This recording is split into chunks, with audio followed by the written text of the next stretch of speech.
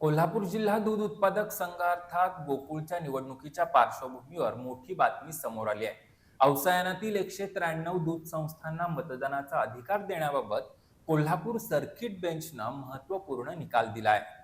गोकुळ दूध संघाच्या निवडणुकीपूर्वीच औसा यानातील दूध संस्थांच्या मतदानाच्या अधिकारावरून सुरू असलेल्या वादाला आता महत्वपूर्ण वळण मिळालंय. कोल्हापूर सर्किट बेंचनं औसा यानातील 193 दूध संस्थांना मतदानाचा अधिकार देण्याबाबत महत्वपूर्ण निकाल दिलाय. औसा यानातील संस्थांना मतदार यादीतून वगळण्याच्या प्रक्रियेला आव्हान देण्यात आलं होतं. या प्रकरणात सर्किट बेंचनं दिलेल्या निर्णयामुळे संबंधित 193 संस्थांचा गोकुळ निवडणुकीतील मतदानाचा मार्ग मोकळा होण्याची शक्यता निर्माण झाली आहे.